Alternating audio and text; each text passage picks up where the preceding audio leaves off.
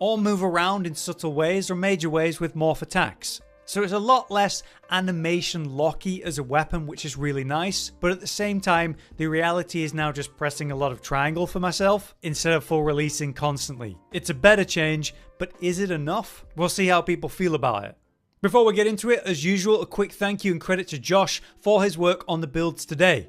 Working out, say, your Gogma, Artian rolls for the group skills and set bonuses, comparing the math between sets, and ultimately deciding the builds we're looking at this time. On top of that, as usual, a thank you to the data miner for the RNG talisman system that we always rely on, DTL Nor. So let's begin. Starting with the raw sets, which is what you use most of the time. Upgrading to your Gogma Artian, you'll do an attack focus with the craft, which ultimately results in minus 10% affinity, in exchange for an increase of raw. We'll address the affinity through the set. For the reinforces, it is what it was before, just now kind of enhanced. So you have attack boost EX times 2, attack boost level 3, just once, and then the 2 remaining lines go to sharpness, EX for the plus 50, really resolving the sharpness issues of the weapon, which allows us to just full commit into offensive stuff in the offensive decorations. Speaking of which, it's full critical boost, so 5 levels of that. Then you have power prolonger, and then on the last line, to get the most value, we go with the element attack level 1 tied to the weapon. So with this fire weapon, we have fire attack. With the dragon weapon, dragon attack. Power prolong is important because it is a power vial weapon,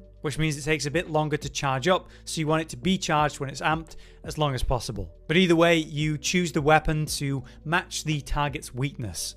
For the sets today then, we have a no RNG version, an RNG talisman that sort of upgrades from that, and then the true max DPS set for raw. So let's start with the no RNG set that anyone can make, and so this is going to be a great starting point for anyone in Tile Update 4. We have the Gore Helm in beta, the Gamma New Udra chest piece, the Gore Gloves in beta, Gamma Ray for the waist, and finally Uth'duna Gamma Legs. With this we use that new talisman we mentioned, the upgraded Agitator, now providing 3 levels in this update, making this set possible. We use these decorations to achieve this skill list. So there's the first page, and then here's the next page if you want to have a look at that, and then there's the last page where you'll also have 3 levels of Guts Tenacity. Again, my weapon has that, so it looks like I've got 4.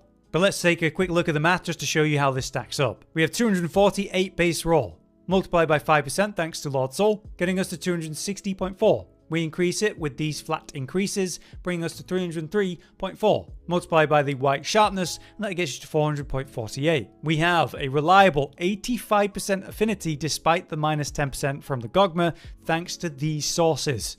And of course in the build we have 5 crit boost, which is a 40% damage increase, 85% of the time with the affinity. So we multiply that by a last number, and that gets